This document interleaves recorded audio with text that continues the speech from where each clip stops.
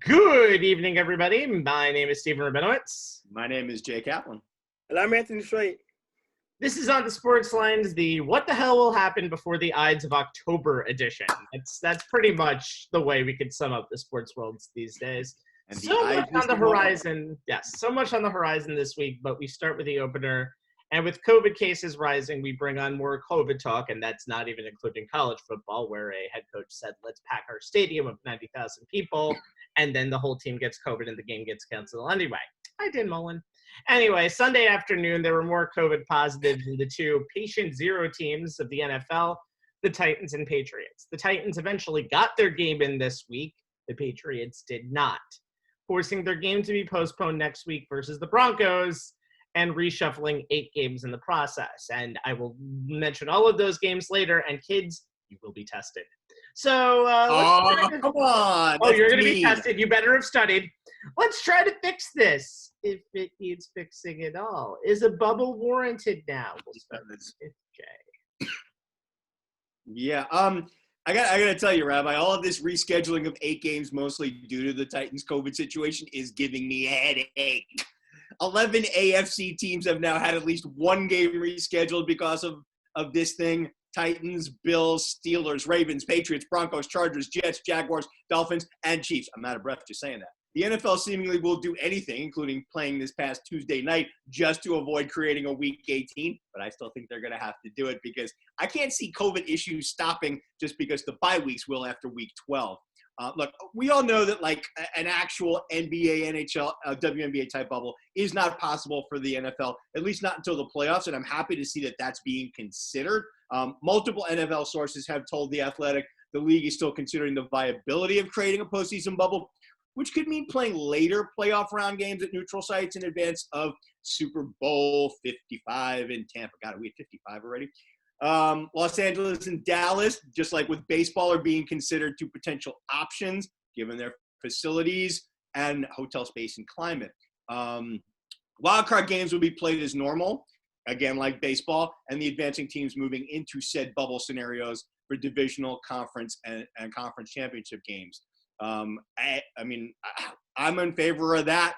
But I'm also in favor of something else that, while it might be a little tougher, I think they need to seriously look into. And that's having each of the 32 teams create a bubble type scenario for themselves for the remainder of the regular season. It would be expensive for each team to rent out entire hotels in their hometown, but it's not cost prohibitive. I mean, they're making a crap ton of money even this year. The NFL's current COVID-19 protocols already include a stipulation for teams to provide accommodations for any players who, because of the potential to catch or spread the virus, don't want to stay at their homes with their families.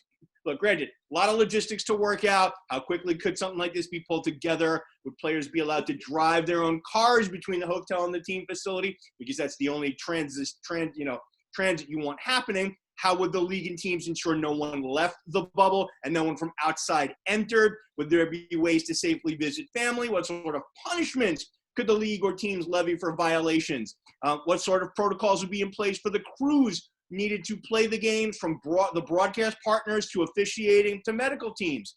Look, doing this, here's the thing. I know it's a lot, but doing this would at least keep the players and coaching staff isolated, meaning that for the rest of the season, they would go hotel, team facility, and back during the week. Teams playing on the road, you go from the hotel to the plane on travel days, from the airport to the hotel in the visiting city, from the hotel to the stadium on game day, back to the hotel, and then back to the airport, and then back to your hotel in your own hometown. Wash, rinse, repeat. Getting stricter with protocols and penalties for violating them is all well and good, but this scenario would limit exposure to outside elements and variables that could lead to an outbreak of a Titans variety on other teams. I'm not saying it would be easy, but nothing about this season was going to be easy. So to me, if it's a choice between jumping through the hoops required to make something like this work or having another team have a Titans-like outbreak, I think the NFL should give some serious consideration to this scenario. You know, I agree with you, Jay. I think they should have come up with something to kind of keep the teams out of any kind of situation like what happened with Tennessee. Look how this situation blew up because several players decided to have a practice away from the team facility. And there have been talks about the Titans being kind of a little too loose with their COVID restrictions the team facility. So you combine the two, and we have the mess that happened with 24 players testing positive, and then you have staff members on top of that. Look, look at all the schedule changes with the NFL. It's literally like a boxing card, like cards subjected to change. Like you may have a last minute opponent come in. So all these schedule changes, it makes you wonder, like, why didn't the NFL just consider, just for this season, adding a second bye week in the event that you had to reschedule more games? I mean, the NFL once in their history have had a season with 2 bye weeks, so 1993 to be exact. Yeah, and if you don't want to make a week 18, put it in the middle of the season. Yeah, you gotta put it in the middle of the season. You have maybe a week where the league maybe take a break, kind of like the week they would have between the Super Bowl and the championship games, where they kind of sandwich the Pro Bowl in, which now has been canceled this year. I mean, I don't think anyone knows. As it should be. Come on. Yeah, as it should be. It'll be canceled every year, actually. I don't think anyone now will miss it. Yeah, but I just think like the 1 year they had 2 weeks off for each team. Teams complained about it because it was outside the norm, and they got rid of it. Well, this is a season where it's literally outside of the norm, and that would have been a good idea, because now you have teams like the Titans having to play a game with virtually no practice. The Patriots having a game move from Sunday to now rescheduled to another week, or a Thursday night pushed back to a Monday. Now you're having the Jets, who had game film on one opponent, having to deal with someone else.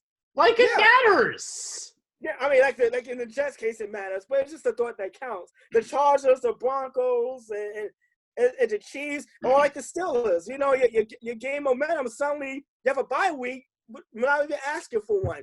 So the NFL kind of knew that something like this could potentially happen. And it still felt like all the protocols didn't matter, because at the end of the day, you still had to rely on trusting the players and the personnel to actually follow protocols. We've seen in Major League Baseball early in the season through a 60-game sprint that players literally just cannot listen. Are we surprised that we're seeing college teams having COVID outbreaks? These are 19 to 23-year-olds who wants to live their life and have fun. These are professional athletes we're talking about, who are paid to literally just do 1 day, stay out of trouble. You got one job. Yeah, and they can't get that done right. So, like I said, the NFL and the Players Association, they did their part. They agreed to all the protocols, the testing, everything they could do. But then when you have a situation like with the Titans, and several players didn't even hide the fact that they were going to have an off facility practice somewhere else, and it potentially led to that outbreak. That's a bit of a problem. It's not like in the case of like Cam Newton and like an individual who may have just got exposed going to maybe a convenience store, for all we know. I believe Cam's been cleared to play the Patriots. Yeah, he's been cleared to play, but that's still like an individual situation. I think the league could have did a better job of maybe trying to tighten things up. Like, okay, when you with your team, you stay with your team. You stay in a hotel, and like I think the league could have, and the Players Association could have agreed to something where you had the teams just kind of stay in a hotel bubble like scenario. That like when they're playing at home and obviously on the road, you go to the hotel, the airport, the stadium, and that's it. No, coming together, no get-togethers in the hotel lobbies or the dining halls, anything like that. So, like I said, the league is doing everything they can, but you still have to rely on human behavior. I mean, you're seeing far too many times in this country that relying on human behavior isn't panning out so well. Nope. Yeah, well, this is not too big of a deal. I mean, just Broncos-Patriots moving to Week 6, which is forcing Dolphins-Broncos to move to Week 11, which is forcing Jets-Chargers to move from Week 6 to Week 11, which is forcing Jaguars-Chargers to move to Week 7, which is forcing Okay, I'm done with that shit. Anyway, let's sit for the aspirin again. It's time to get it. Honestly, I think the NFL expected this, as I said last week, and there's only been two teams with issues. Will there be more teams? Sure, there'll be more teams. But I think a week 18 is completely necessary for this. Even the NFL's chief medical officer. Let's hope that's. Let's hope it's all that's needed. But even the NFL's chief medical officer today basically said, or yesterday said, a bubble is not needed and is worried. Although he said he was worried about the psychological issues of it. And I understand completely how NFL players aren't NFL players and it sucks to be away from your families. But the NBA basically just did this for 3 months and they had 0 positive tests. Yeah, 0. And it shows what, by the way, the National Hockey League as well. I mean, it was a way to Hockey League, for a couple months. The only difference is this is you still doing it for a regular season. It's not a sprint to the finish like NBA only had 8 games in their season. So I think the NFL is going to kind of do what baseball did and stay the course, get a bubble in the postseason. I think they'll be fine. I don't think the season will be canceled in any way, shape, or form unless this No, worse it's not going to get canceled. It's not going to get canceled in any way, shape, or form. But honestly, there's going to be more cases, and the NFL is going to have to do a damn good job in making sure this is settled. But I don't think there's a general bubble answer to all of this. I like the way that I like what you're saying, but again, it's the feasibility of the situation, and I don't think the NFLPA would think this is feasible because eventually they want to get back to as normal as they possibly can. And if they're not all confined to one space or not all confined to regions, then that's not possible. What I think they should have done is done a divisional schedule like baseball did this year to prevent cross-country travel to make life easier for everybody. That would have been tough. You would have had that's a tough thing to do when you're. It would have been tough, but baseball basically made a new schedule on the fly. I don't understand why the NFL can't do that either. It's doable. You probably wind up playing 12 games inside your own division and 4 games against like the other division on the or other. Do south, or just keep everything at least east south. That would have been the kind of easy answer to all of this. But I think the NFL is a lot of hubris. And they're stubborn as you know what. Absolutely. But I think compared to baseball, they're doing a little bit better of a job. But I also think the Titans should have forfeit their game on Tuesday. But that's just me. Anyway. They're going to forfeit something by the time the season's over. Not if they don't – what? If they don't practice, who cares, apparently? You saw how that happened last night. But I think there will be some repercussions for that down the line. All right. As we begin, we'll save the NBA championship, the best, for last. So, of course, here on the Sports Lines, we'll save the worst for first. The New York Giants were so close to being, this is sad, half game out of first place in the NFC East. But a last-second field goal, sent the Giants to their latest, so close loss, 37-34. But again, a ton of positives, but the record is still 0-5. So, Jay, review the offense for me from week 5. You know what? I mean, there's actually, to me, there's a positive that I can take away from this game. Hands down, Jason Garrett's best game calling plays so far this season. I mean, it's funny, like midway through the first quarter of the loss to the Cowboys, I sent our friend Joe Tafaro a direct message on Twitter asking, who was that guy calling plays for the Giants and what did he do with Jason Garrett? I didn't recognize the Giants offense because it was actually creative and unpredictable.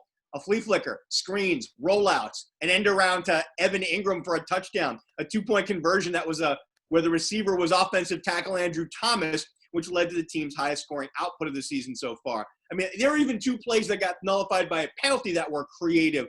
Fake field goal where punter and holder Riley Dixon hit Ingram for a 27-yard TD, nullified by an illegal shift penalty against right tackle Cameron Fleming. The Giants' other TD that was wiped out, Damian Ratley was called for an offensive PI on a pick play that sprung Darius Slayton for what would have been a 31-yard score on a pass from Daniel Jones. Now, granted, Ratley did make contact with the defensive back assigned to Slayton, but that type of play usually doesn't draw a flag. To me, it's what our good friend from college basketball would call a nickel diver. And I thought that kind of hurt the Giants there. I mean, in both instances, the Giants had to settle for field goals. And had either of those penalties not happened, we'd be celebrating the Giants' first win of the season because either of those 2 Ds had not been wiped out. They would have negated yet another strip sack fumble of Daniel Jones because once again, Thomas was beaten by a pass rusher, DeMarcus Lawrence, who beat him to the inside, which is something that's happening way too often to Thomas this season. And Jones, once again, was blind to what was going on around him in the pocket, held the ball too long, and paid for it with this lost fumble, as that became a Cowboys defensive score. Anthony Brown scooped up the pigskin and ran it 29 yards for the score that tied the game at 17. If you guys remember, the Giants were actually up 14-0 barely into the beginning of the first quarter. So, look, Jones has played 18 games and has a turnover in 17 with them, multiple turnovers in 10 of them. And unlike his rookie season, he's not balancing out the turnovers with strong performances. Top 300 yards in passing 5 times in 12 starts last year. Hasn't topped 279 this year. 3 games with at least 4 scores in the air this season. Hasn't had a TD pass since tossing 2 on opening day. However, and I am getting to the positives, Jones was serviceable again. 20 of 33, almost 61%, 222 yards. So it's a little over 6.7 per attempt. Again, no picks, but again, no TD passes. Granted, 2 touchdown passes and 8 turnovers and 0 wins is not what you're looking for after 5 games from your second-year quarterback. But that being said, plenty of positives for the Giants offense, and that's the first time you can really say that without any moral victory type qualifiers. You start with Slayton, who had a great one-handed grab on a 39-yard strike from Jones on the first play of the fourth quarter, finished the day with 8 catches for 129 yards after having 3 very quiet games. Giants finally got some production from their rushing attack from someone other than Jones. They also have seemingly found a favorite run play in the last 2 weeks. It's a weak side counter that they repeatedly and effectively ran, which has a pulling guard leading the way, followed by a tight end. That blocking scheme allowed Devontae Freeman, 17 for 60 in a score, and Wayne Gallman, 5 for 24, to have some success. They also had some success running out of a power formation, which featured a guard, mostly Will Hernandez, because he's really good at it, pulling as the lone lead blocker. The Giants actually had some semblance of a running game. Giants offense is still very much a work in progress. I mean, improving their execution in the screen game would allow that to be a bigger part of the offense in terms of getting the ball to their playmakers in space. And once again, Jones was under pressure too often, but he was only sacked twice, which did help the offense move the ball. And they actually won the time of possession for the second straight game. They missed a golden opportunity against the Cowboys, but they seem to be inching closer and closer. They just need to clean up their play. Judge practically blew his stack over those 2 penalties that cost him 2 touchdowns. But if they clean up their play just a little bit, that first win's going to come, guys. And Anthony had said last week, Dallas would have been a true test for the Giants if you could score against them. If you can't score against them, you can't score against anybody. They did, 34 points, although technically it's 27 if you don't count that pick 6 that Dak Prescott threw. But signs of life. But again, signs of life and 0-5 are 2 completely different things. Anthony, here's where we can tear a new one, the defense. Yeah, the one week that the offense actually put points on the board, the defense kind of disappoints and gets beat by the backup quarterback. And look, they did everything you could to possibly win a game. They held Ezekiel Elliott under 100 yards on 20 carries. Still gave up 2 touchdowns, including this touchdown that he scored on the same drive that Dak Prescott was injured. It was almost like he walked in virtually untouched for that touchdown, which was a little concerning. They got an interception for a return for a pick 6. You literally didn't hear anything from Amari Cooper, which I say Bradbury's been doing an excellent job at corner. But then you look at the Giants defense had no answer for CeeDee Lamb. 8 catches, 124 yards, got wide open the middle on a lot of plenty of different occasions. And Michael Gallup, 4 catches for 73 yards, but made 2 amazing catches on that game-winning drive where Dallas hit the game-winning field goal. But look, after all that, the Giants didn't also shot themselves in the foot. Adrian Colbert was called for 2 helmet-to-helmet penalties. That just not going to get it done. Then you talk about a post-on-foul penalty on a sack that led to the Cowboys extending a drive. So the Giants defense was doing every little thing, but they hurt themselves. Dak Prescott left the game when he was injured, 166 yards and 1 touchdown throw. But then you let Andy Dalton come in and complete 9 of 11 passes for 111 yards, including a couple of big plays on that game-winning drive. The Giants secondary had a lot of holes going into the season, and it's now starting to get exposed. I mean, Ryan Lewis was basically a journeyman who got beat on both of those those catches by Gallup on a game-winning drive. Jabril Peppers are beat up. Think about it. They have two guys who are basically known as special teamers, and Devontae Downs and Nate Ebner playing in the secondary as well. They also keep in mind they lost one of the rookies, Xavier McKinney, to a foot injury before the season. Corey Ballantyne's been in and out of the lineup. So there's been a lot of shifting and matching around in that back end. And I said at the beginning of the season, the Giants secondary was going to be a big question mark because of all the holes that they have. And you're starting to see teams exploit that. If you get enough time, there are guys over the middle, and you look back to last week on Rupp's touchdown pass, there was a blown assignment. So obviously the mix matching and the moving around parts is starting to finally catch up to the Giants. And they lost Lorenzo Carter for the season. He tore his Achilles. So that's a huge hole at linebacker that now has to be filled by defensive coordinator Patrick Graham. But the Giants defense have really played well. They're in the top 15 defensively. They're actually second in the league in tackles made for a loss, which basically tells you everything I talked about Joseph Hall last week. They do a great job on first down. It's second down is where they give up those huge chunks of yards, and suddenly they're facing a manageable third down, at least on the opposing side offensively, when they just can't get off the field soon enough.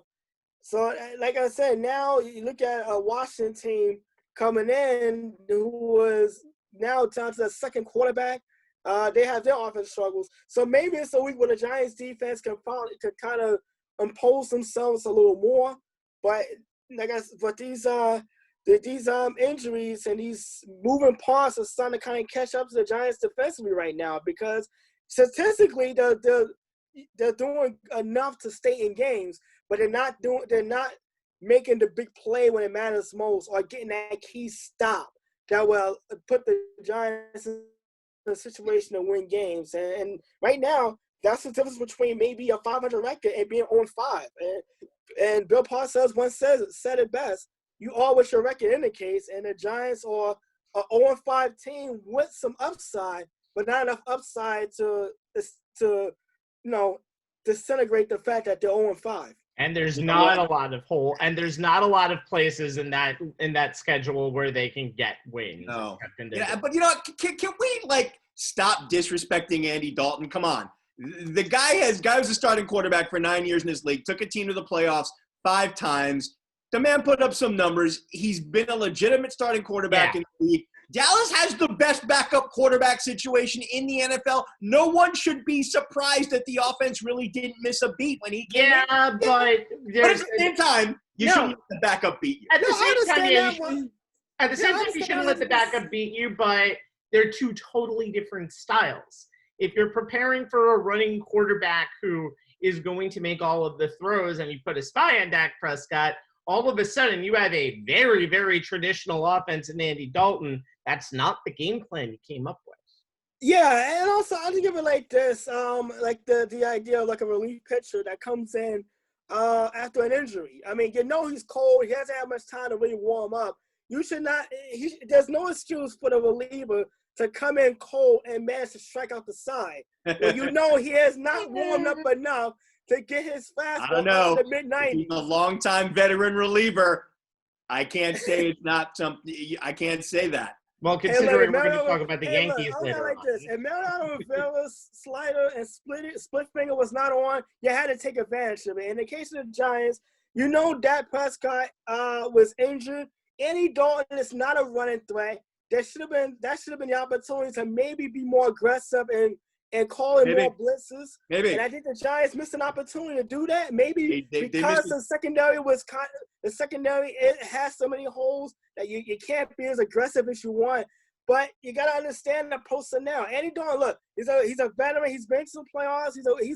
He's won games. So I clearly don't want to take a jab at Andy Dalton, but at the same time, with any other backup quarterback, if you know that it's a totally different 180 from the quarterback you've been preparing for all week, you kind of have to take advantage of that and change up your play calling a little bit to exploit the fact that Andy Dalton is a guy who's not run away from you in the pocket. It's a matter of making in-game adjustments, Rabbi, and the Giants haven't done a good job of doing that on either side of the ball so far. Yeah, well, their opponent this Sunday, the Washington football team, I was close, has a very, very, very muddled quarterback situation. Ron Rivera basically said, I saw enough when mentioning how he saw the progress of former starter Dwayne Haskins. Haskins, who wasn't even in the building last week against the Los Angeles Rams, has had 11 TDs and 10 INTs last year, and he's right now available on the trade block for your price. His first start was actually against this same team, again, in this same place a year ago. The starter for Washington is Kyle Allen. He got injured during last week's game versus the NFC football team, if we're going to call everybody by that name now. Allen completed almost 70% of his passes and ran for a touchdown. He got cleared earlier today. He's going to start because of his knowledge of the Ron Rivera offense. Allen played only 25 snaps in the game, but he completed 69% of his passes, and he can broaden the field. However, the story for me, and I don't think he'll get to play on Sunday, and he's already won comeback player of the year for me just by playing, is Alex Smith. Yeah. He played awesome Sunday after the Allen injury, but he still needs time. He was 9 for 17 for 37 yards, and that's not an offensive line you want to put your first start against because he got sacked 6 times and he didn't even play the full game. Washington had a grand total of -6 yards in the second half, but I think Ron Rivera would rather have that than Dwayne Haskins on the field. They'll face a Giants team that will probably, and maybe for the only time this year, be favored to win. And I think for the for the Washington football team, and I'm going to say that name as many times as I possibly can, Kyle Allen gives them the best chance to win. And Allen, who was good to start with the Carolina Panthers last year and then kind of tailed off a little bit, is, as we've said, serviceable. Daniel Jones is serviceable. Kyle Allen is definitely a little less serviceable. I mean, Rabbi, but how cool was it that not only does Alex Smith finally step on the field and play significant time, but he gets to do it in front of his wife and kids who have been with him this entire time through his rehab, through his 17 surgeries. I mean, insane. But the fact that he's come all the way back. I mean, you guys remember I kind of talked about this earlier and before the season started, but I mean, it's one of the great stories. To me, I don't think there's any other story this year that will top this as the feel-good story of this NFL season. Absolutely. Yeah, I just remember watching that game when he got hurt a couple of years ago, and it's only been a handful of times where I've seen an injury, and I literally got squeamish. And I'm not a guy who gets squeamish, but this Sunday was an injury where I got squeamish. Yeah, with Dak Prescott, I even texted that you guys. I was hoping that was his shoe that was pointing in the wrong direction.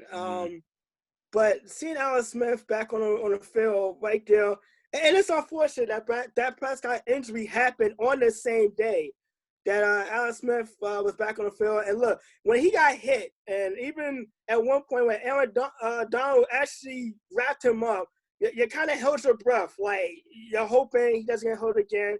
But it was, like I said, it was a great moment. In a year where we haven't had a lot of feel-good moments, and that's across the board in sports. It was good to see Alex Smith back after 2 years and almost losing his leg and even almost losing his life at one point. To be back on a football field and to be able to do it in front of his family was a great moment. Yep, absolutely. And we'll see what happens this Sunday. All right. So I had an introduction written for the Jets, but then I texted you guys something yesterday, and I'd like to read it verbatim to you. It's Rich Samiti's review of the New York Jets in the power rankings. Biggest weakness, football. The Jets aren't good at anything, so it's hard to pinpoint one weakness. They're only one of 4 teams in the past 30 years to lose their first 5 games by multiple scores. They've lost by at least 9 points in every game as the offense has only managed 6 touchdowns. They've given up at least 27 points every game, and the defense, which kept them in many games this season, is yielding 395 yards per game. It's a dumpster fire that Jay said was a lie because it would only. I know. Remember, Anthony's the one who asked, what's the lie? And I said the lie was the fact that the fire is only contained to one dumpster. Biggest weakness, football. Enough said. The Cardinals beat them last week 30-10. They probably could have put up a better score. But why? There's always more effort that can be saved for teams that actually give a shit. Jay, review a Joe Flacco-led gangrene. If I may invoke the Who, meet the new quarterback, same as the old quarterback, which basically means nothing has changed with this offense. The Jets starting quarterback was just 18 of 33. That's less than 55% completion for only 195 yards, though that quarterback did hit Jamison Crowder for a touchdown. Managed to not turn the ball over, was only sacked twice, but only led the team on 2 scoring drives. Sound familiar? Doesn't seem to matter if it's Sam Darnold or Joe Flacco, who started in place of Darnold, who is still recovering from a shoulder injury. The Jets offense, just to borrow a phrase from our good friend Boomer, the ESPN one, the offense just does not matriculate the ball down the field with any consistency, regularity, or creativity. Is this proof that the issue is Adam Gase's scheme and not Sam Darnold's play? Maybe. Maybe it's the fact that Crowder is the only real positive on an offense that is flat out awful. The Jets wide receiver topped 100 yards again with 8 grabs for 116 in the score. The dude's played 3 games, topped the century mark in each of them, 22 catches, 335 yards, and 2 scores for the season. Average that out over a full 16 games, 117 catches, 1,786 yards, and 10 scores. Obviously, he won't keep this pace up. I don't know. If there's only one person to throw to, they might. Yeah, but not with the quarterback play the Jets have been getting. As a point of comparison, Jets receivers not named Jamison Crowder have combined for 45 catches for just 421 yards. Maybe it's the incomprehensible way that Gase has used his running backs this year. Le'Veon Bell's stat line for the 2 games he's played this season, 19 carries, 74 yards on the ground, 3 catches for 39 yards in the air. That was his usual production through 3 quarters of a single game in his Steelers' heyday. Bell was released on Tuesday, as we all know, which I'm sure is exactly what he was hoping for in the wake of searching for his name on Twitter after the game, finding tweets highlighting any or all of the following: his lack of usage in the passing game, that Adam Gase should be fired, and the Jets should trade him, then liking all of those tweets.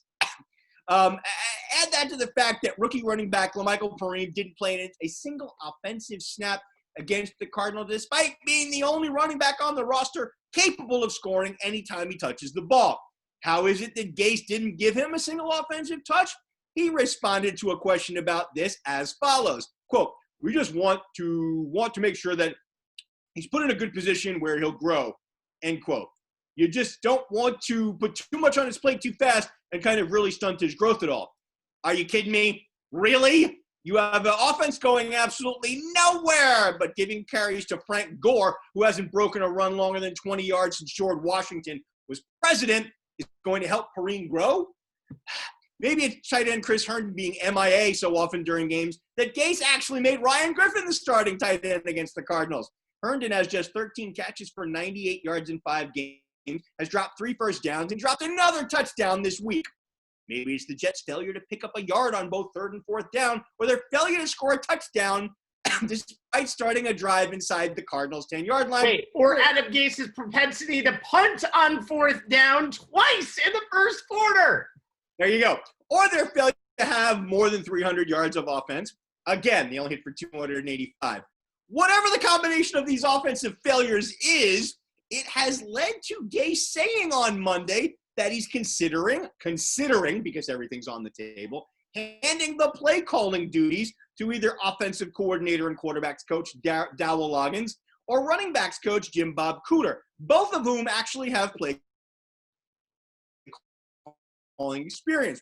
Loggins when he was with the Titans in 2012 and 13, and Cooter when he was with the Lions from 2016 through 2018. If it was up to me, I'd go with Cooter, who ran some pretty effective offenses with Matt Stafford as his quarterback while he was the offensive coordinator in Detroit. He can't do any worse than Gase. The bar is that low. The bar is on the floor. That's kind of exactly. The bar is digging itself a trench so it can be below the floor, Rabbi. I've said what I've said about Adam Gase. The fact that he still has a job is preposterous, especially with 2 head coaches have now been fired. Anthony, Greg Williams' boys setting new standards each and every week. You know what? The ball at this point is down to Suwoo because by the time the season's over, it's going to be around the equator because I have no idea how the Giants are 0-5, but there's a little bit of optimism and hope for a team rebuilding. The Jets are 0-5, and you just wonder why are they even showing up? Because the Cardinals got 500 yards, 496 yards. They lost 4 yards because they had to actually kneel twice to kill out the rest of the clock to win the game. So it's 496 to be exact. Kyler Murray, 27-37, 380 yards, 1 passing touchdown, and he had all the time in the world to pass. I mean, I know Kyler Murray is a running threat, but you got to at least breathe on a guy's jersey to make him look uncomfortable. But one play pretty much summed up the Jets in a nutshell defensively. Arizona went for a 4th and 1 on their own 39-yard line, and Kyler Murray literally fooled the entire Jet defense on a play-action fake and completed a 31-yard pass to Darrell Daniels that pretty much set up another touchdown for Arizona. It went up 24-10. This quote pretty much summed it up. Avery Williamson said, "I was shocked that they went for it. I figured that they might hard count it and not snap it. But that definitely was a tough one. I thought we were going to get off the field right there." That quote pretty much tell you how unprepared Greg Williams has his defense week in and week out. Do you not know Cliff Kingsbury's habit for being aggressive, even for video games, even in a video game situation when it's 4th and 35 and you're playing John Madden football, you still go for it. They have those players online who does it regardless. Kingsbury will go for it regardless of it's in his own territory. What made the Jets think that the Cardinals would hard snap it when they only needed 1 yard and they have a scrambling quarterback who can run for 70 yards for a touchdown on any given play? That just pretty much summed up how woefully unprepared Greg Williams has his defense every week. It looks bad. Even when you watch the game, there's no fire, there's no motivation. The happiest man in the world right now in America is Jamal Adams because he is far away removed from this dumpster fire that is going on at MetLife Stadium. Look at it like this. The fans not being there at MetLife Stadium this season is kind of a favor to the Jets right now because I can imagine 70,000 people booing this team off the field every week. I mean, it is embarrassing. It's embarrassing to see the team not even put up an effort. Like you fall behind, you're only down by 7 with a chance to really make a play, and the Jets defense can't do it. They didn't do it against Indianapolis when they had a chance. They gave up a 4th and forever run, a 3rd and forever run against the 49ers, and they gave up 21 points to the Buffalo Bills before the first quarter was even over. So this tells you this is a increasing habit. We're seeing Adam Gase look literally clueless on the head coaching side, but Greg Williams literally looks like a guy who is becoming more bark than bite, and that's not a good sign. Like I said, this is a cultural problem with the Jets right now, and I don't know if it started with the uniforms change because, like I know Sam Donald has regressed the last few years. The Jets defense has definitely taken a step back because it was supposed to be the strength last year from last season. Honestly, you get with obviously with Jamal Adams gone, you knew they would take a step back. You just think they were moonwalk literally off the plank right now. And this, like I said, this Jet defense, it just like this is why there's so many comparisons to the Rich Kotite coach New York Jets, because it wasn't just they were bad. It was the culture, the coaching, the personalities. It was all the above that made that team so bad in the mid-'90s. And we're seeing it again with this current rendition of the Jets. Well, we basically. But they have great uniforms. I love the all-black uniforms. I do. They're great. They're great to go 0-16 in. Yeah, they'll go 0-16 and look good doing it. That's your fashionable 0-16 work. Okay, so this week the Jets have to travel out to Los Angeles to play the Los Angeles Chargers, who lost on a last-second. No, stop it! On a last-second field goal. Oh, I'm sorry. The NFL did some reshuffling, and the Jets' opponent was changed over to the Miami Dolphins. So I guess I had a little bit of a Steve Harvey moment there. Unlike the Jets, who have lost every single game this season by 9 or more, the Dolphins, they've been underdogs in every game this season, have worked hard. They lost their 3 games by 10 points or less and had a chance at home against Buffalo and Seattle. By the way, I meant to do that bit, Jay. I don't know why you were thinking I didn't actually do it and making me do that over there. We said this in the production meeting. If you hadn't let that little part slip, the bit would have gone just fine. Yeah, but you cut me off way too early. You cut me off way too early on that one. Buffalo and Seattle were 2 of the best of the league, and they beat 2 teams in San Francisco and Miami and Jacksonville on the road. Won those games by 26 and 18 respectively. Now Jimmy Garoppolo out of the game. Probably should have been in the game in the first place on Sunday, but they took advantage of what was in front of them. Ryan Fitzpatrick, we've called him Fitzmagic, we've called him Fitztragic on many different occasions, who was this team's starter for the last few years, has a 95.3 QB rating and has had over 250 yards passing in each of his first 5 games. It's helped the Dolphins stay the course. They're not a playoff team yet, and it's helped given Tua Tagovailoa a bunch of time to actually prepare, because he will eventually be the starter of this team. I don't like Mike Greenberg, but he said perfectly, Ryan Fitzpatrick should have a bridge on his jersey because he's usually a bridge to the next quarterback that you're going to have. Devontae Parker is this team's only legit wide receiver. Mike Gesicki is kind of their numbers-wise as a tight end. They have no real running back option right now, which is why a lot of people are mentioning the name Le'Veon Bell going over to Miami. They signed Matt Breida in the offseason from San Francisco. That has not worked out well at all.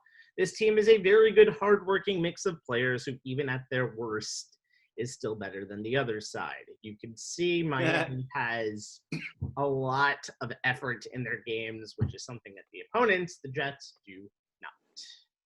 Yeah, I mean, the Dolphins actually have energy when they play. Yes, they've already lost to New England and Buffalo this season, but I'm guaranteeing you if New England and Buffalo are in a race for the AFC East, they're not going to enjoy that second matchup. Nope. All right, so to continue the disappointment of these first 3 segments, these 2 teams are all we have in New York, and probably for a while. Last Friday, the New York Yankees tried for 28, was stopped well short, after a 2-1 loss in Game 5 of the ALDS. So time to go in the corner and think about another failed season for the Bronx Bombers. Does this season count even anyway because of COVID? I mean, 60 games, I mean, bubble, I mean, just throw it everything out the window. Anthony, what went wrong? I said this last week, and I kind of been harping on the last few weeks, is the consistency. You think about this Yankee offense, they scored 45 runs in the first 6 postseason games, and only managed to get 1 run. That was the Aaron Judge home run in the 5th and final game of that series. And even after that home run, you only managed to get two extra hits after that. So there's been the Yankees have been going through these stretches all season long, where it seems like the motorist roll 2.0 or 2020, where they're just hitting the ball in the park every other batter, and then they go to these long stretches where they just can't hit. And I said it last week, what happens when the Yankees stop hitting home runs? Can they manufacture runs by resorting to small ball tactics? I mean, the usual get them on, get them over, get them in. Can the Yankees do it? And they just don't have the lineup because they're such a home run heavy team. They don't have a lineup that where you can picture anyone dropping out a sacrifice bunt to move a guy over. You think about this. Aaron Judge hit the home run, the only run in the game for the Yankees, but it was only his third hit in the entire series. I mean, he went 3 for 21. You think of Gio Urshela, who hit a big grand slam in the wild card series against Cleveland. He went 2 for 19 in the series. Luke Voigt only had 2 hits in the series. One of them was a home run in Game 4 that kind of helped the Yankees extend their season for at least one more game. Giancarlo Stanton, after he went red hot and hit home runs in 5 consecutive games, just literally didn't take the bat off his shoulder in his last at-bat and went down looking. You look at the consistency, like how good this Yankee lineup is in a regular season. They averaged over 10 runs a game during the first 3 playoff games, and barely averaged maybe 4, a little over 4 the rest of the final 4 playoff games. So that averaged out to 7.5 a game. We added in the 3 lopsided wins they got to start the postseason. But again, it comes down to the consistency. We've seen it all season long. We talked about which Yankee team would show up on a given night. Would it be the Yankee team that scored 13 runs against the Indians and ran Shane Bieber, a Cy Young perennial winner, out of the game early on? Would it be the Yankee team that literally went an entire week without hitting a home run or being able to score runs? It got swept by Toronto. It got lopsided, beaten up by Toronto and Tampa, respectively, in that last week of the season. And unfortunately, the wrong Yankee team showed up when it mattered most. I mean, the Yankees had chances. They squandered opportunities of runners in scoring position. They just couldn't get key hits when they needed to. They caught a couple of bad breaks. I mean, Aaron Judge hitting his head on the outfield wall, the overlay, where he had a chance to maybe snag a home run. So there was a couple of timely misfortunes there too. But again, it comes down to the Yankees' offense, and it's been kind of a recurring theme in the postseason, ever going back to 2017. When they had the Astros dead to rights in the league championship series, going up 3-2, and could not score runs after they took that series lead.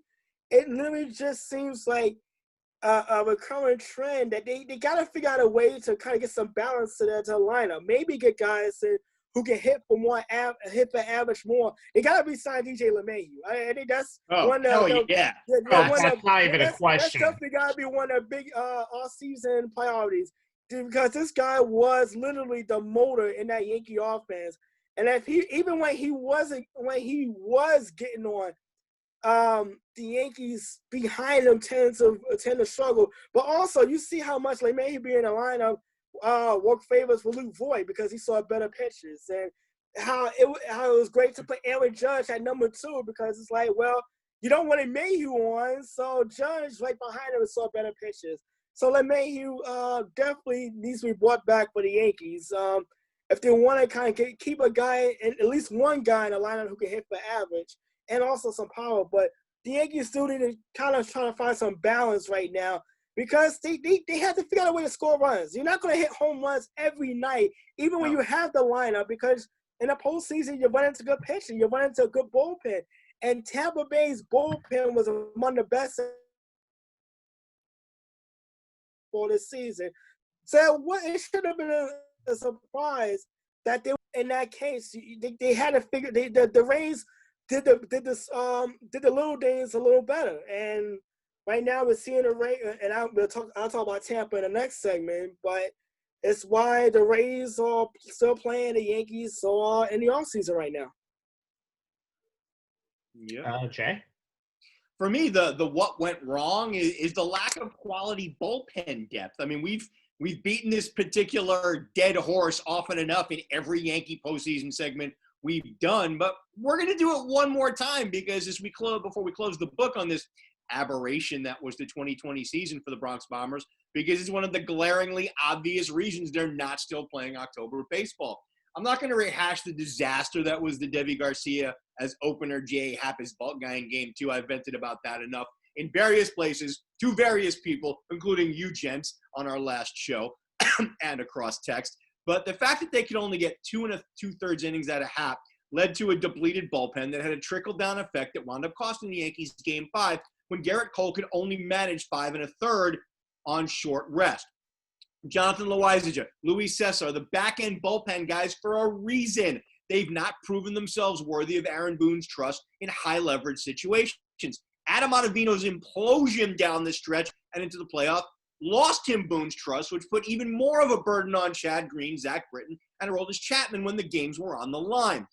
The loss of Tommy Kahnle to Tommy John surgery at the beginning of the season cannot be understated. If he was healthy, Green doesn't get overworked and is available for Game 5. And Britton and Chapman are not forced to get more outs than usual, especially in Game 5.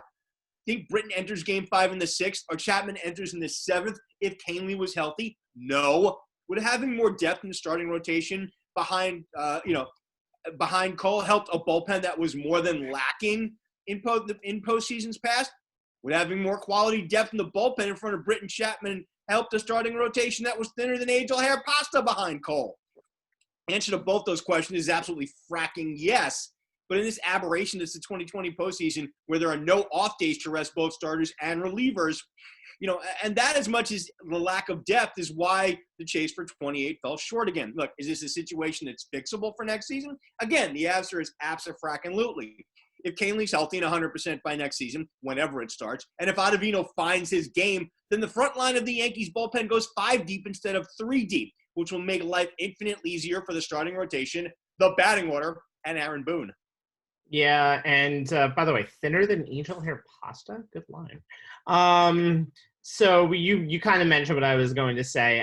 This team needed a number 2 starter. First of all, if they got into the ALCS and had to play what would end up being at most 7 straight days, I think that would have been the definition of hell for that pitching staff, and I don't think there was any way they could get through that series, even with the defunct Astros team who is over there now. For their second starter, I think you could say goodbye to James Paxton. He's too injury prone. I think you could say goodbye to J.A. Happ, who, after not hitting his incentives, will be a free agent and good riddance. He had way too complaints about the Yankees, and he wasn't reliable enough to deserve to complain. The big question is what you're going to do with Masahiro Tanaka. You're going to have to probably bring him back for a discount, but I think there's going to be only 2 options for Tanaka. He retires or he becomes your number 4 or 5 guy in the rotation. Then you have who's coming back. Luis Severino, question mark with injuries. Domingo Germán, maybe not. I would lean towards maybe not. You do have Jordan Montgomery coming back, but he's still a project. You have Garcia as well, but an NL talent evaluator said, I think Garcia could be a 4th or 5th starter, but then you have to go out and find somebody else. I know they don't want to spend money. They want to stay under the luxury tax, and I know he's going to cost a lot. But break the damn bank for Trevor Bauer if you can. He Agreed. is a very reliable guy who can easily be a 1-2 punch with Garrett Cole. Do it. But even if not, you can have a Kevin Gausman who had a very good season in San Francisco coming back. Or, and this is going to be a very important question, do you get a number 2 or number 3 starter and sell high on Luke Voit? Because there's so many bats in that lineup that I think you can move LeMahieu over to first. It's just a thought. The Yankees need another arm, and they need it fast. All right, guys, let's move on to the ALCS and what would be mentioned as the 2 teams who any Yankees fans' worst nightmare to be playing in the ALCS are the Rays and the Astros. Rays going into tonight are up 3-0 in the series. It's currently 4-2 unless anything has changed since I last looked at the TV. Go 4-2, bottom of the 4th. The Devils' favorite team is looking for their first World Series since 2008 when they lost to the Philadelphia Phillies. So, Anthony, let's start with the eventual AL champions, at least in my book. If you're up 3-0, you probably will close it out. Let's start with the Tampa Bay Rays. You know what? If you haven't watched the Tampa Bay Rays this postseason and you just look at the stat sheet, you will literally have to wonder just how in the hell are the Rays winning these games? Because you look at this series, even this series, they have been outplayed on every day except the scoreboard. Think about this. Game 1, they have won 3 postseason games this playoffs when it struck out 13 times. The Batten has a team under 200 for this series alone. And it always seems like they just get one big play, one big inning, and it's all that matters. Randy Arizona. Rosarena. Rosarena. He's been a breakout star by far. I mean, he has been timely come up with clutch hits. But just tell you how fluky. And by the way, Jason Stark wrote a great article on the Athletic about the flukiness of the Rays postseason run so far, particularly in this series. This is before coming into tonight's game. They're batting 169 in this series. 169 actually on the stat. The Astros are batting 275. Alex Bregman has hit the ball harder than anybody, and he always seems to hit it towards a Rays fielder in this series.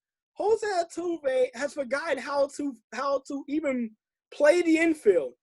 No errors in the regular season. Zero errors in the regular season. He has what? Four in a series. One, like you said, he short hopped what should have been the end of an inning, and it led to literally a big inning. And even yesterday, he kind of short hopped what should have been the start of a double play. The Rays have just found ways of winning this season the most conventional ways, and that's kind of how they have the best record. But then you think about this, and this is why I said it was a great article from Jason Stark. You have to go all the way back to the 1980 NLCS to see a winning team with as many strikeouts. The Phillies won that series, and as a team, they struck out 37 times in that series. The team they beat, coincidentally, the Astros, only struck out as a team 19 times. So that kind of tells you a fluky stat in itself. Then you obviously Bregman went over about the exit velocity on his hits were close to 100 miles per hour. He just happened to be hitting them to outfielders. But then you also think about this. Manny Maguire hit a 3-run homer in one game and laid out a sacrifice bunt that should have been caught for an out, and it somehow landed and it became a successful sacrifice bunt. And Maguire, obviously the plaintiff is a peck apart. He had 3 home runs in all 2019, 212 plate appearances. He's hit 2 in this series. So that just tell you just how fluky this series is, this ALCS for the first 3 games has been. Even tonight, the Astros went up 2-0. Zach Greinke's pitching the gem. He makes one bad pitch, and suddenly it's a tie game. And you look at the box score, the Rays only have 2 hits. One of them is a 2-run homer. It's baseball, ladies and gentlemen. And the Rays have been the biggest beneficiary of some of the flukiest statistics you could possibly imagine. But there's a reason why they're up 3-0, and part of it, and I'm quite sure Jay will point this out, the Astros haven't helped themselves either when they've had the opportunities to do so. No, they haven't. But before we get to that, I just realized that game is at 4-2. We'll talk about that in a second. The Rays have won with their B- game. I've mentioned before. Can you call it a B- game if you're batting under 200? That's fine. B-. It's you win. You don't go down to a C. It's B-. That's why I call it the B- game. Jay, the Astros, bless their hearts, after all of the good things that they've done, have had such bad luck in this series. Oh, shucks. The thing I was looking at coming into this series was, that the Astros would go as far as their core 4 could take them, which so far has not been very far. And Anthony, it's now 4 hits for the Rays. They have 2 on, 2 outs, and Greinke actually got Arozarena this time. You kind of alluded to it, Ant. The Astros have not been able to plate more than 2 runs in any of these games before tonight, despite out-hitting the Rays 26-18 through 3 games. And that's why they're down 0-3. Jose Altuve's 385, 467, 846 slash line, and 2 home runs aside, The rest of Houston's core four has been monumentally unproductive. Springer coming into tonight, 2 for 14. Bregman, 2 for 12. Despite hitting an insane amount of rockets off his bat, they've just been going right at fielders. Neither of them has an RBI. Carlos Correa is 2 for 10 coming in tonight, though one of those two is a solo home run. And Altuve's throwing issues, which we have discussed, have kind of put a bit of a damper on his offensive performance. Look at these numbers, guys, through the first 3 games. Astros in game 1, 2 for 8 with runners in scoring position, leaving 10 men on. 1 for 8 with runners in scoring position, leaving 11 men on in game 2. 1 for 8 again with runners in scoring position, again in game 3, leaving 10 men on base. 4 for 24 overall, 31 men left on. That's a 167 batting average. A team that averaged 4.65 runs per game in the regular season put up just 5 in the first 3 games of the series. If the Astros were even barely above the Mendoza line, that's 200 for you youngsters, with runners in scoring position, they would have taken at least one of these 3 games. I'm referring to our audience, guys, not you. They would have taken – not youngsters, that's for sure. And taken at least one of these 3 games. Game 1 was their best shot, as their pitching staff has kept the Rays' offense through the first 3 games somewhat in check, pitching to a 2.52 ERA, a 1 flat whip, and allowing the Rays to hit just 191. They've got Zach Greinke going tonight versus Tyler Glasnow, and so far the pitching matchup's been what you kind of expected. Glasnow's 2-0 with a 4.05 ERA in 3 starts. He's got 20 Ks in 13 1/3 innings. The Rays have won 11 of his last 13 starts. Will the ALCS continue tonight, or will the brooms come out? So far, while we've been on the air, Altuve continues to be the only member of the core four who's actually doing anything consistently. Homered in the bottom of the first. It's his 3rd homer of the series. 7th first-inning postseason home run, 2nd of this series, which the only times that the Astros had a lead, though they have gotten it back. RBIs. Altuve had an RBI double to put the Astros up after 3. But as you said, Arozarena, who is this dude? I mean, he's flat out raking in this series. 462, 512, 897 slash line, 4 homers, 5 RBI coming in tonight. His 2-run homer tied the score in the 4th. Altuve 2 for 2 with 2 RBI. Springer, Bregman, and Correa, 1 for 6 so far in this game tonight, until Springer's 2-run homer in the 5th have put the Astros back up 4-2. I'll tell you this: if Greinke can keep these Rays in check, 4 runs in theory should be enough. But if you're the Astros, you'd like to see somebody, Bregman, Correa, somebody else. And Michael Brantley's been huge for them because somebody else needed to pick up the slack. I don't think – you would think 4 runs is enough with the Astros pen. I am not 100% sure. I think they need a couple more if they're going to stave off elimination for one more night. We'll see.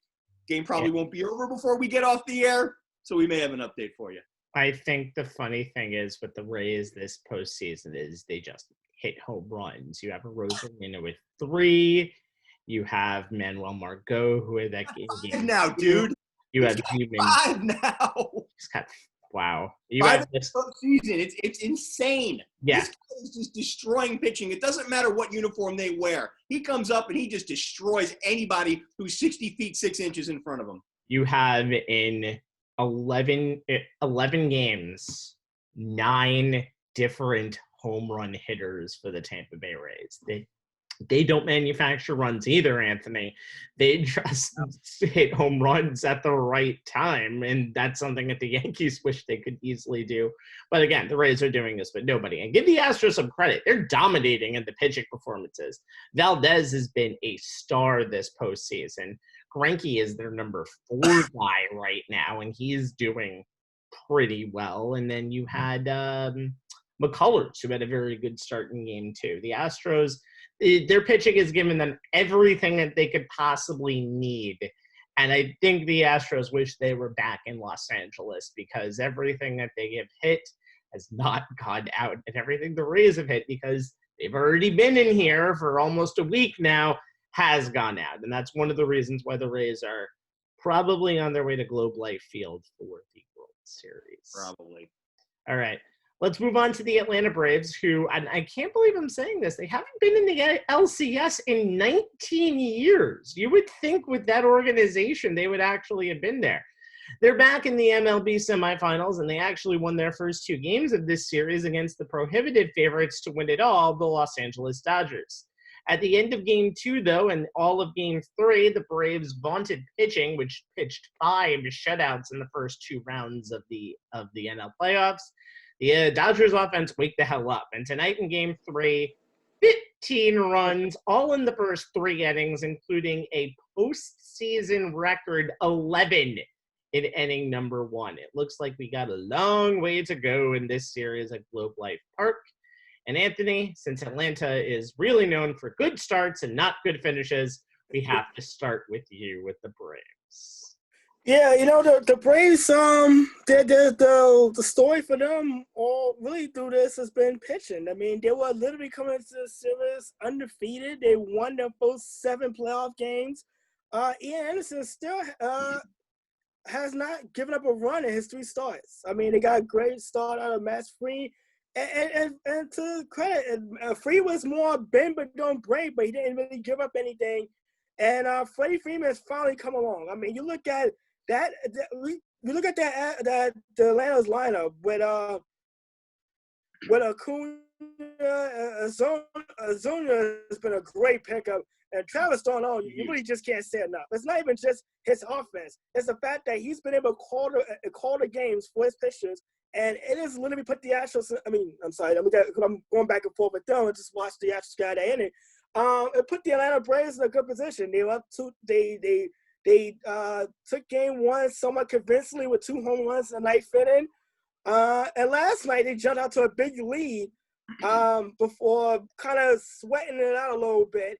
And I was waiting to kind of praise the pitching staff, and then Game 3 happened, and the Dodgers finally realized, you know what, we're actually in a playoff series, that maybe we need to start hitting the way we was doing against the Padres just a little bit. 11 runs in the first inning, the most in 1/2 inning in postseason history, which is going a very, very long way. 3 home runs in the inning, but Corey Seager was literally a triple away from the cycle, and we wasn't even in the 4th inning. That's just how the Braves pitching just flat out imploded. Look, I think the Atlanta has the lineup that can generate offense. It's gonna come down to the pitching, because like you would thought they would have had a break with Clayton Kershaw being scratched from his start tonight. And I don't know if that has something to do with Atlanta maybe being a little overconfident coming into tonight's game. But why he's not pitching. But it clearly kind of blew up in her face. And you know what? It's one of those games where, you know what, you got played, you got beat up. You look for. I think Atlanta was kind of looking for towards Game 4 about, I would say around the 5th inning, because this game was over literally about an hour and a half or so. Yeah, they were looking at it at about 7 o'clock. Eastern time. I mean, 15 runs on 16 hits. You know what, Conwright, not one of his better moments as a starter. And Atlanta's gonna have to turn the page and just look forward to Game 4, because look at the bright side. At least this wasn't a kind of a game where you had a chance and you kind of didn't make a play and you lost a close one. This was a rout. I mean, this wasn't an ass whooping. If you ever had one, then you could probably turn the page and say, you know what? Thank goodness we don't have days off in this series, because we can go back right out tomorrow and try to play again. Atlanta really gonna have to get out to a better start than they did tonight, because I don't think they have the luxury of falling behind to this Dodger lineup and knowing that they can put on more runs if you can't slow them down. So Game 4 is going to be very interesting, because now I feel like we have a series. Now it's like, okay, like technically the Dodgers were the road team, but let's see what Atlanta can do to kind of bounce back from a nightmarish performance tonight. Yeah, and I do have to say, I thought this would kind of be a blowout for the Dodgers, but then I forget to say that the Dodgers are just not a good postseason team. And I think in those first 2 games, they just were not prepared at all. I thought the Padres series would be a little closer, but it turns out this might be their little issue. Anyway, Jay, the Dodgers have had playoff failure after playoff failure after playoff failure after playoff failure, and I can go down the line for about 10, 15 minutes. What is the Dodgers doing now in this series? You know, when I started putting together, my notes on, on this series, it kind of commanded the headline, "The Dodgers are in trouble." After the first 2 games, they were, but after the first inning was in the books, I kind of added the caveat, or are they? They looked about as I feel like you've said this a couple of times already when we've done this prep so far. It's like, yeah. Hey. Oh. Because the narrative changes. What can I tell you? It's funny. But here's the thing. They looked about as far from being the National League's best team in the first 2 games of this series. And it's why they were down 0-2 coming into tonight. They managed just 1 run on 4 hits in game 1 behind Walker Buehler, who once again could not go longer than 5 innings due to his blister issues. Then Blake Treinen, who has been their best reliever of late, gets lit up for 3 runs in the 9th, highlighted, or low-lighted, if you will, by allowing a 3-run homer to Austin Riley in what ended up a 5-1 loss. Game 2 for the Dodgers was a case of what might have been. The Dodgers' best hope of evening the series after 2 games went out the door even before it even started, as ace Clayton Kershaw, as you guys said, came down with back spasms on Saturday and was scratched from his scheduled Tuesday start. Elliot with Tony Gonsolin, who allowed 5 of the 6 runs the Braves scored in over the 4th and 5th innings. Dodger bats came alive in the last third of the game with a 3 spot in the 7th and a 4 spot in the 9th behind Corey Seager's 2-hit, 4 RBI, 2-run scored performance, but it just was not enough. And once again, the Dodgers pen could not keep the Braves off the board, allowing 3 runs in 4 2/3 innings. Seager, to this point, had been the only member of the Big Four whose bat actually showed up in the first 2 games. To say that they needed more offense coming into tonight from Betts, Bellinger, and Turner is an understatement. The same understatement also applies to how much they need Kershaw available to start Game 4 and then possibly Game 7 on short rest if needs be. Oh, and it would help if the bullpen could actually keep the Braves off the board in the late innings. And all that leads us to Game 3 and proof that baseball will always show you something you've never seen before or ever expected. As you guys said, 11 runs in the first, up 15-1 after the third. The 15 runs scored and 5 home runs are both Dodger postseason records. They went yard 4 times in the 4th. Peterson hit a 2-run.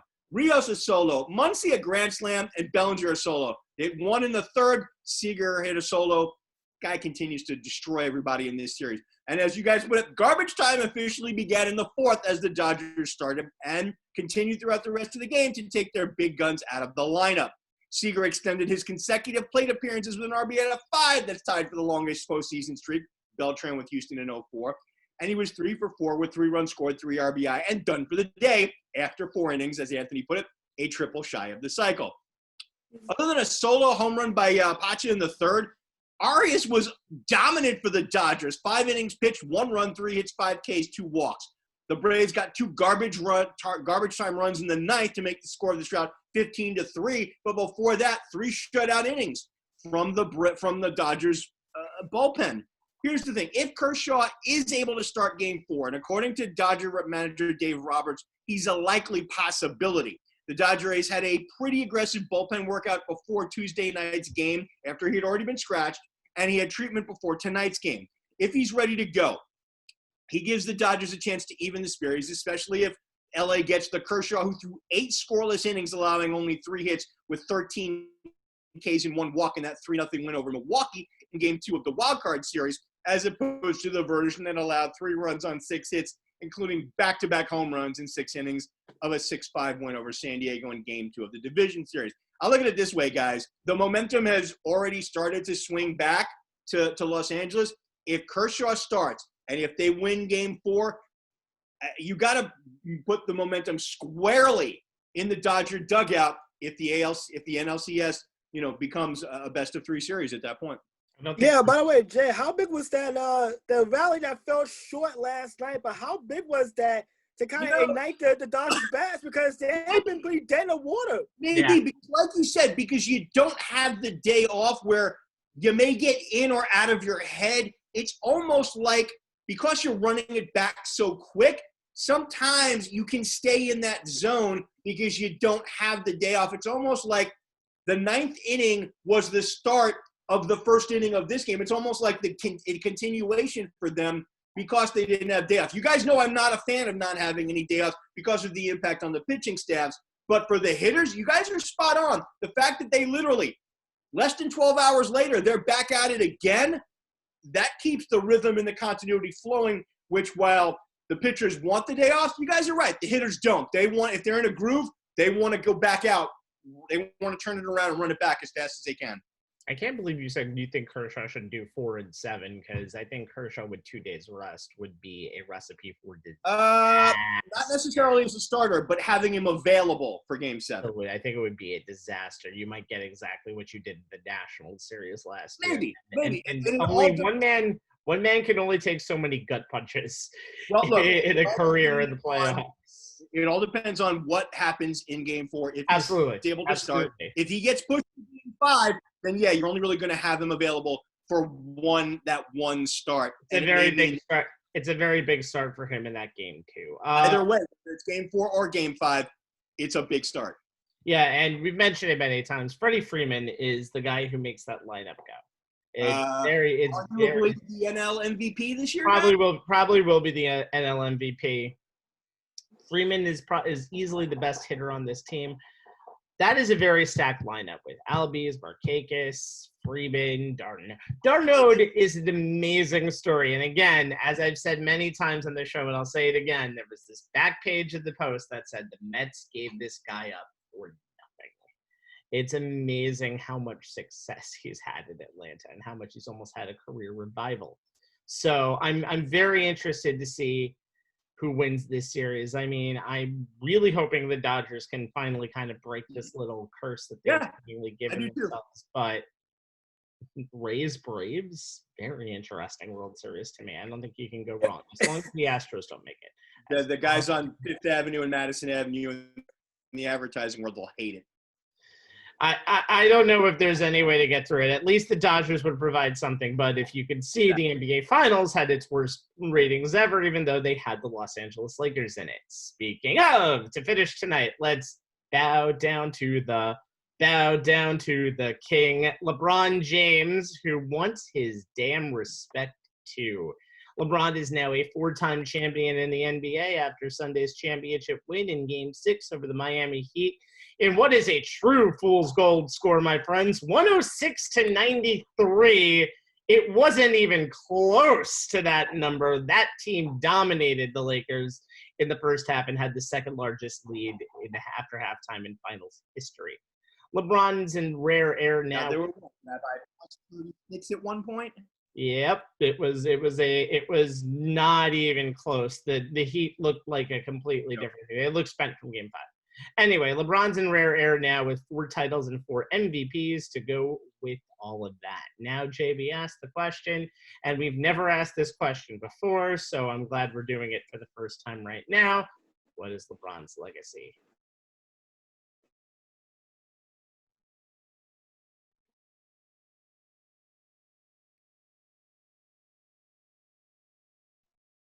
Jordan fans, because he kind of loves to do that. But I mean, the one thing that's kind of jumped out as me is everybody talks about Michael's, 6 titles and a pair of three-peats. LeBron has 4 titles with 3 different teams and under 3 different and completely unique circumstances. And Michael can't say that. I mean, we won his 6 titles with only 1 team in an 8-year period where the game he played really didn't change much, even between his pair of three-peats.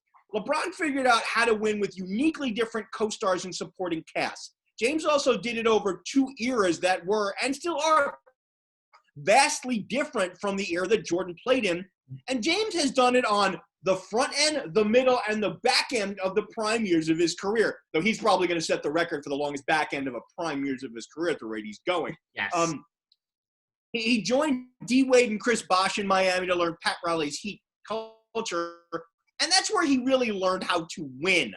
Those 4 years taught him how to handle turmoil, how to handle being a villain. As he put it, he came to Miami a 25-year-old kid and left it as a 25-year-old man who had grown greatly in those years. He tried to bring that culture and all he learned back to Cleveland with Kyrie and Kevin Love, but it didn't quite take, though James did complete his mission to bring a title to his hometown. Then came his second exit from Cleveland, which landed him in LA, where his first season was a struggle, to say the least, on and off the court. Talk about drama. And we now know how his second season played out. Look, when AD joined him in LA, James found a running mate who had no problem with the big brother, little brother dynamic that Kyrie chafed against, and a head coach in Frank Vogel who was still a team-first type of culture that James had been wanting to be part of since he left Miami. For the first time in his career, someone not named LeBron James led his team in scoring, AD obviously, during the regular season. And Davis's presence allowed LeBron to share the load on offense and also demanded some elevated play from him on defense. I doubt Davis will sign anywhere but back with the Lakers, slowly taking the role as their alpha, allowing LeBron to settle in even more into that facilitator role he embraced this season. He not only had a career high in assists with 10.2 per game this season, but he led the league for the first time in his career. And James also showed, with this team, just how much he's grown over the lessons he learned along the way. He bought into Vogel's way of coaching. He didn't welcome or stir up any controversy like he did in previous stops. Didn't pick on his teammates, old or young, like he did in previous stops. And he shared the spotlight as well as the ball with AD. He's now won Finals MVP on each of his title-winning teams. On this one, he's a 35-year-old who led his team in scoring at a tick under 30 points a game, a tick under 12 rebounds, and 8.5 assists. He led both teams in points and rebounds. By the time Jordan was 35, guys, he was already on his second retirement. I'm just saying. Before Sunday, there were two players, Robert Horry and John Sally, who had won titles on 3 different teams, period. And neither one of them would be misconstrued as the player who led them there. LeBron and Laker teammate Danny Green have now joined them. LeBron's triple-double in that title-clinching game, 28, 14, and 10, 11th finals triple-double, most in NBA history, 28th playoff triple-double, overall second only to Magic's 30. Still, let's not understate, guys, what James actually had to deal with on the road to title number 4, because it does play into his legacy here. The pressure of trying to do it for a team that itself has a huge legacy of winning championships, of trying to do it in the wake of this team losing the legend that set the standard for this recent generation when Kobe tragically died in January, of trying to do it in a bubble that separated him and from his family for 100 days due to a global pandemic.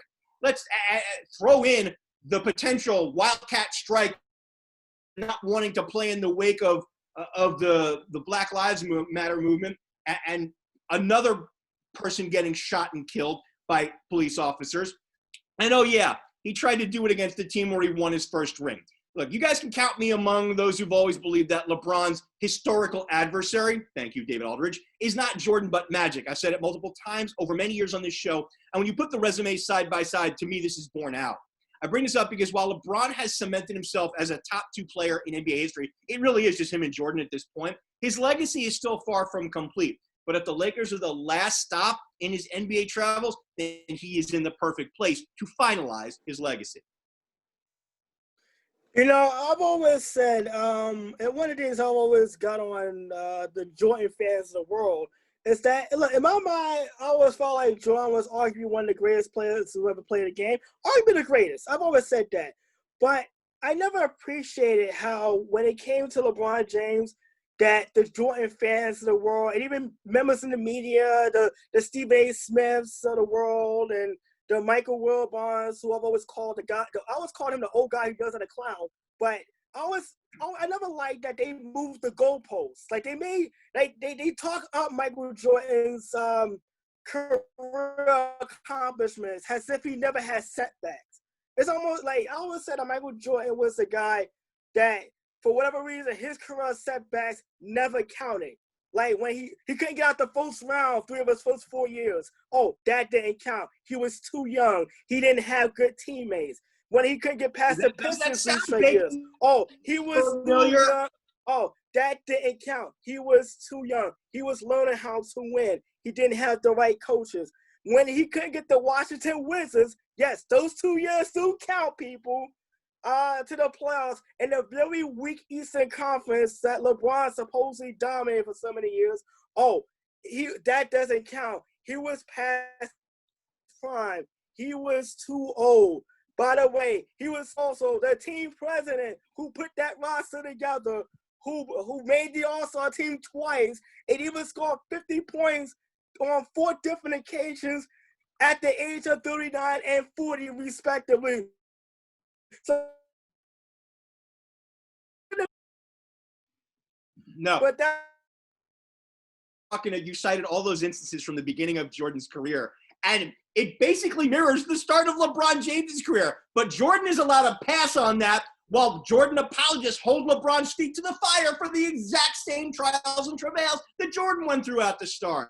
Jordan, yeah, and I talked about yeah, and I looked at this like a LeBron. I'll say this: LeBron James is in the top 3 right now as far as most accomplished players, and I say that with Michael Jordan and Kareem Abdul-Jabbar, who, if you guys statistically and awards-wise, than Michael Jordan. When you look at the fact that the only thing that people hold on to with Jordan is the fact that he went 6-0 in the finals, and it's like, well, if that's the only argument you have to make him the GOAT, is he really the GOAT? If that's really the only argument? Because it's like, well, he doesn't have those championships, because that would be Bill Russell, respectively. And by the way, I always have to tell people that, yeah, Bill Russell didn't have as many teams to go to, but there's no rules. I don't ever call Michael Jordan, we call it the N-word, when he was at a home game having to shoot free throws the way Bill Russell was, or being told to stay in a different hotel than his teammates. Yeah, but and Russell had to deal with Wilt Chamberlain. Who the hell did Jordan have to? And yeah, by the way, he had to deal with Wilt Chamberlain. That same thing with Kareem. I mean, he had a goal playing where he was Captain Modoc in the cockpit, and how that turned out when a kid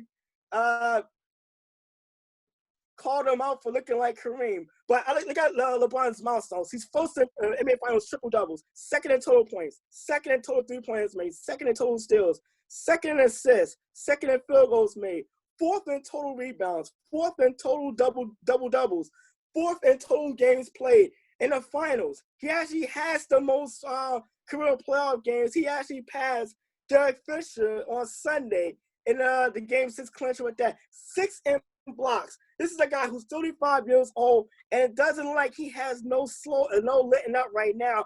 And by the way, just to throw this out there, when he said, I want my respect too, and there were people complaining and whining. By the way, I'm out of Facebook jail, so I can't post. Congratulations. Yeah.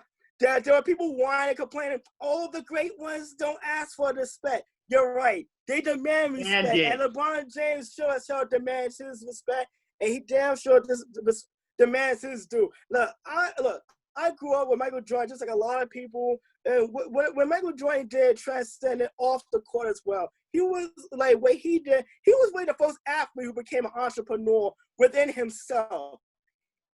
He became a global brand, one of the most recognizable athletes and personalities to walk the face of the earth. That would never, like, Michael Jordan's place is secure. I just don't like the fact that whenever someone is mentioned the same breath as Michael Jordan, it's like taboo. Like, oh my God, no, because we spent the last 2 decades keeping him on this pedestal because we didn't think we would never see in our lifetime anyone come close to what Michael was able to do on and off the court, except LeBron James come along. And look, since high school, he was on the cover of Sports Illustrated at 17. And since high school, he has exceeded expectations more than anybody who was ever compared to Michael Jordan without actually playing like Michael Jordan. Because if you watch Magic Johnson and you watch LeBron, they're almost identical. Like, they're literally the same player. If you look at their styles and the fact that they're both guys who can play all 5 positions. And it's just like, you know what? The reason why I always love when LeBron James win a championship, because you see people like, I was going out the memes on Sunday night. You see people ready to kind of go into the memes and the bags of tricks to talk about, well, this is what Michael Jordan did, and he never lost 6 times in the finals. Yeah, but it took him 7 years to get to the finals because you could get past Isaiah Thomas and the Pistons for 3 straight. It only took finally to get to the finals. Most supporting cast in the world. He did it twice actually. Remember, 2018, 2 years ago, he was sensational and should have. And it was only a J.R. Smith blunder that cost him a victory after he went for 50 points in Game 1 against the super team that was the Golden State Warriors. So you know what? At this point, and it's so funny too because LeBron James actually posted of himself watching The Last Dance on his Instagram. You know what? I look at it like this. I think LeBron James respects and obviously idolizes Michael Jordan like anybody else. He's a fan too. But you know what? I think he looks at Michael Jordan like that's the standard of greatness that he wants to be. I don't think he cares about passing Michael Jordan as much as and set a standard for greatness that. And I think LeBron at this point in his career sees the game, knows the game a lot better, but I think he realized that's what kept Michael Jordan going. That's what got him to that second three-peat. The fact that he was still hungry. He still wanted more. He still needed a competitive edge, even at that stage of his career. And I think LeBron is starting to see that him in his own right. And I think it's just hard for people to kind of see someone at the dinner table with Michael Jordan and at this point. Yeah. And at this point, Rabbi, and I'll let you take it after I say this, at this point, I think LeBron James has a bigger, wider, and dare I say it, more impressive overall career resume than Jordan does. I think no one can doubt that now because of just everything that he's done. Like you said, he's probably got at least 4 to 5 years left in the back end of the peak of his career, which is insane. And in the middle, and you got 4 championships. It's kind of a no-brainer that LeBron is top 2. However, I just hate these comparisons. It's almost like apples and oranges to me. You can't really compare the NBA of the 90s to the NBA of the 2010s, 2020s, because there were different rules in there. Offense is now really encouraged. Jordan was good on both ends of the court. I also think the peak of Jordan was much better because those 8 years, I know obviously he may not have played the best competition, but he played Berkeley in the finals. Berkeley was just a beast the year. He played Drexler in the finals. He played Sean Kemp in the finals. He played Malone in the finals. He played Stockton in the finals. He played almost everybody that is big time in the league, and he won them all, and Jordan was very impressive. I do think LeBron's 3-6 record does need to be mentioned. He was never really... He was part of great teams, but he was almost never on the best team in 2012 and 2013. You can argue that the Spurs were just there with him, obviously with the 2016 title, the Warriors series, and you have to mention the fact that Draymond Green getting suspended went up 3-1, or LeBron is 3-7 in finals and never wins one with Cleveland because he doesn't come anywhere near that again. You can mention the fact that he didn't play the Clippers in the bubble because the Clippers were almost the kryptonite for the Lakers this season, or played the Bucks in the NBA championship. These are just things. And also the one thing I have to mention is LeBron James in the 2011 finals, which was something he even mentioned when going up 2-0 in this series, had an 8-point game. A man in the 9th year of his career who's playing in his second finals should never have an 8-point game. I think the peak of Jordan was better, but I think you both are right. LeBron, who might be going again until he's 40, which is insanity, might be just a better overall resume.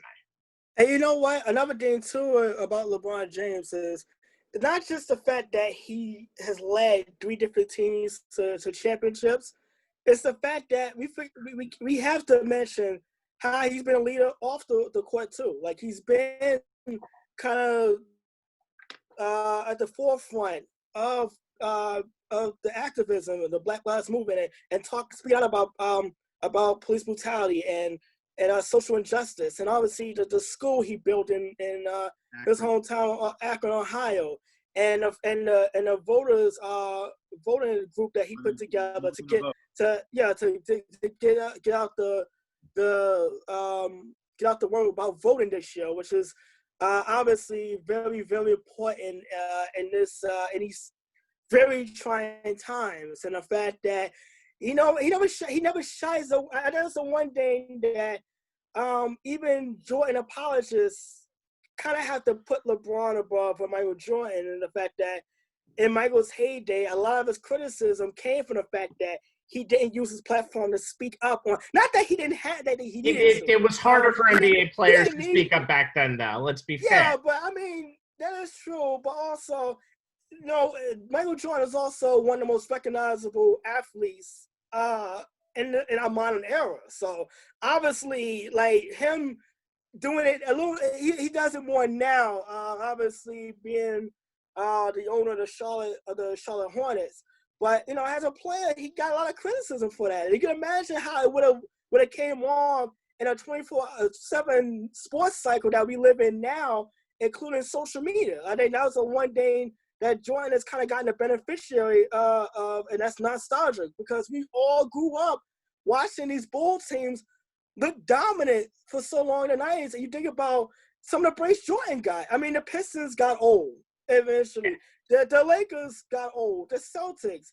Shaq left the Orlando Magic, a really good Magic team that had sent Jordan home packing in the second round after he came out the first time. He left Orlando after the 96 conference finals where the Bulls swept them. But you think about this, Horace Grant, who was so big in the previous series, did not play the final 3 games of that series, and they had a lot of injuries. Nick Anderson even missed a game in that series. Donald Royal was starting the 4th game of that series. So there was a lot of breaks still. I mean, you think about the Bulls winning against Seattle. Think about what if Gary Payton had guarded Jordan from the very beginning of that series instead of Hershey Hawkins. And you think about what if the Jazz still a game in Chicago in that first 2 games in '97? There's a lot. Jordan caught a lot of breaks. Yeah.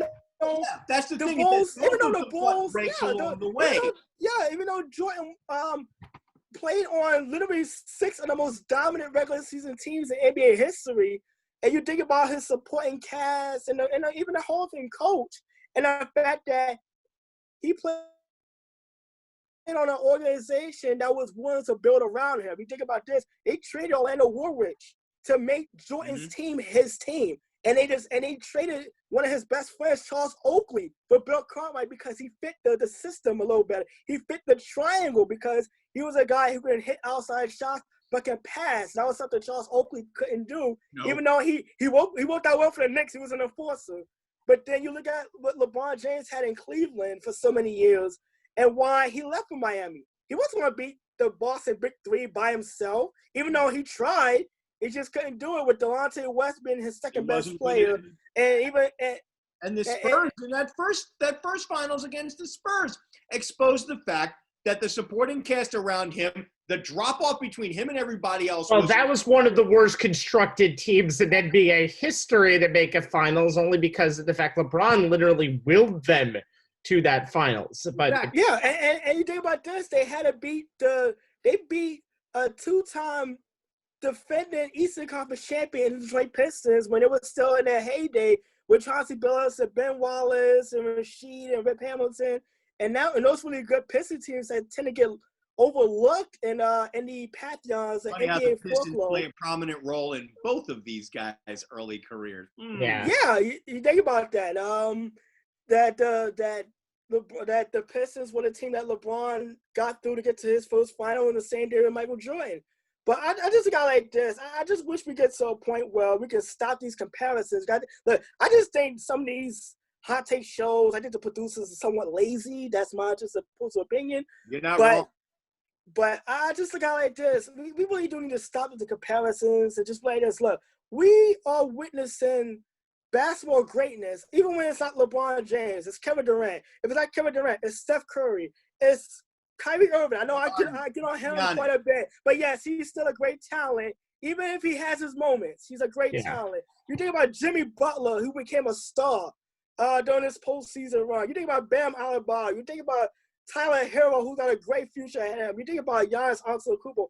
All these guys, it's like, why can't we just be fans and appreciate that we are seeing some of the best collection of basketball talent that we have ever seen. And the fact that one of Kobe Bryant's last tweets was taking the game to the next level and building that next gap. That was literally his last tweet when LeBron James passed him on an all-time scoring list, literally 24 hours before he tragically passed away.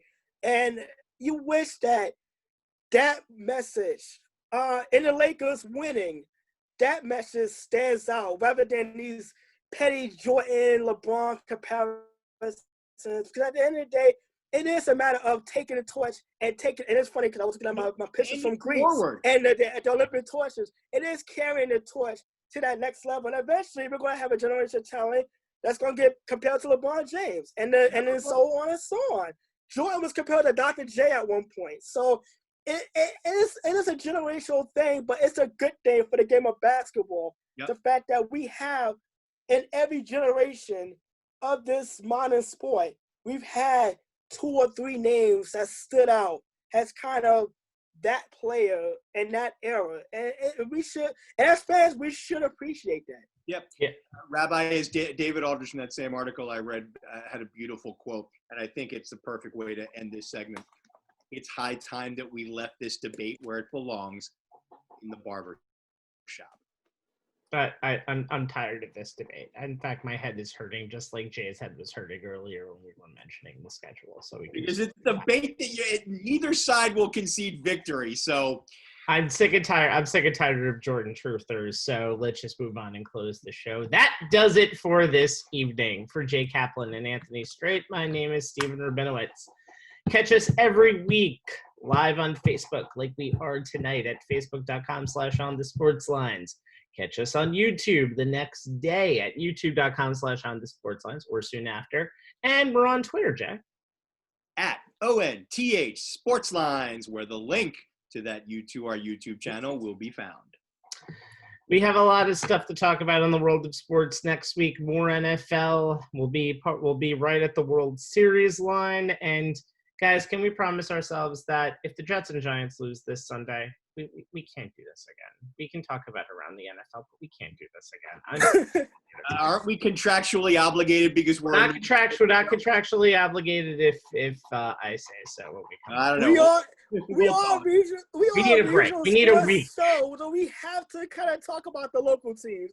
We need a week. I just need 1 week. Anyway, we'll figure it out, guys. Good night, everybody. Good night, everyone. Good night, everybody.